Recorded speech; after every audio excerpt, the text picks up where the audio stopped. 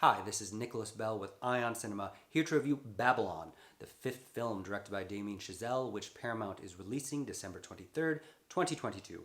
Chazelle, of course, is probably best known for the 2016 film La La Land. My personal favorite heretofore was 2014's Whiplash, and his last film was 2018's grand spectacle First Man. I'm very surprised at how much I did enjoy Babylon, perhaps because I also have quite an affinity for the period it's describing, which is taking place when Hollywood became a silent film industry to the talkies and all of the glorious stories of the lives ruined by that transition.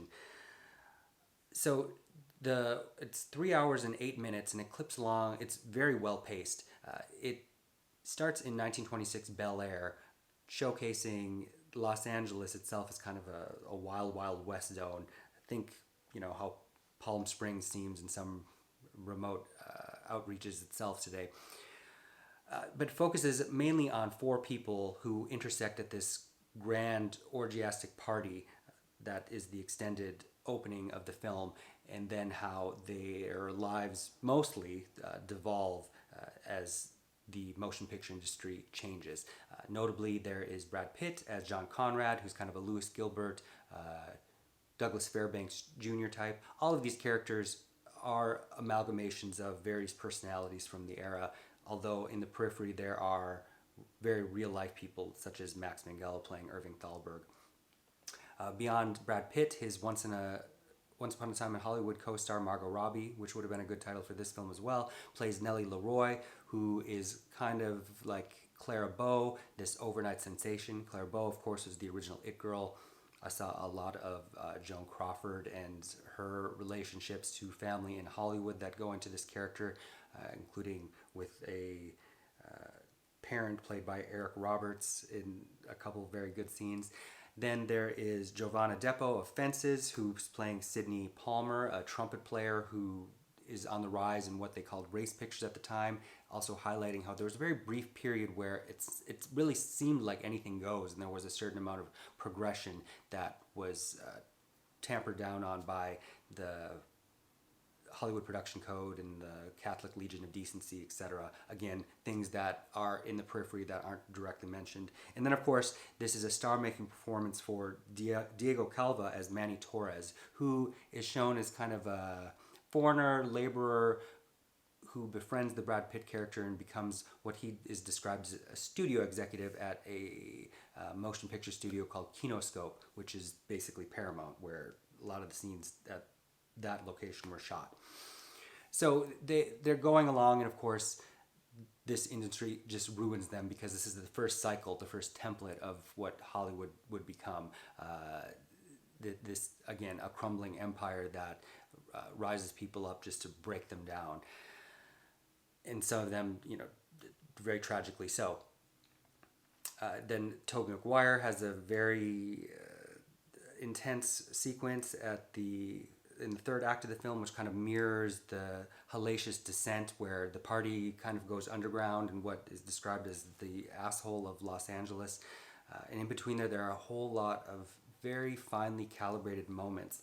The first of which is where I really felt in tune with the film and that I was enjoying it is there's this female director who reminded me again of Dorothy Arzner obsessing over Joan Crawford, who takes to Nellie Leroy's character and they shoot their first sound sequence, and it takes 8 or 9 takes, and it is slapstick comedy. It is early Howard Hawks, Preston Sturges, and very entertaining, with, of course, kind of delirious moments of violence and death happening in the background.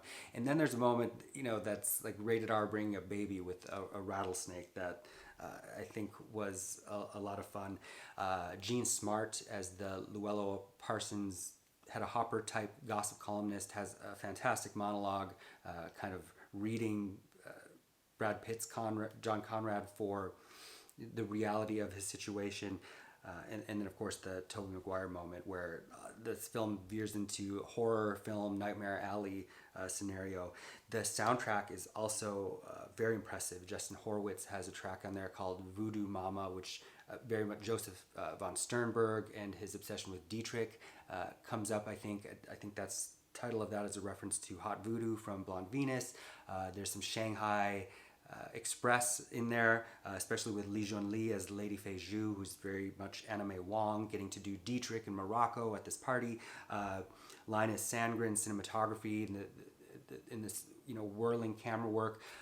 All of it just kind of top notch. And while I think Brad Pitt and Jovan Adepo kind of fade into the background, not so much as they don't have as much presence as the passion of Margot Robbie, who I was worried originally would be too much like her Sharon Tate, which I felt was diminished in Once Upon a Time in Hollywood, and we get scenes of her watching herself on screen, or even in David O. Russell's Amsterdam, but very impressive, as was Diego Calva, who very watchable and likable. And then if you're a fan of Singing in the Rain, which is of course the moment we end on, followed by a pretty sweet montage of iconic visual cinematic moments that Chazelle has put together.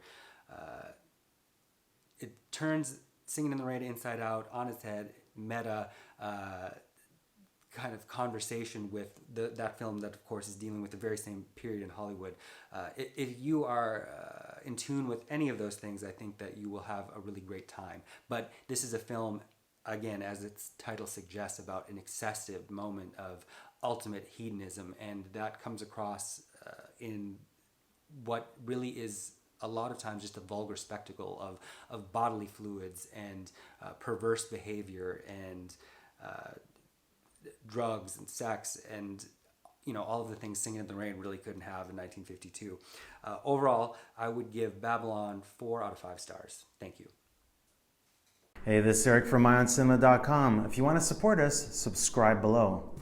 For more reviews, interviews, film festival coverage from Sundance, Cannes, Toronto, you want to check out these guys on this side.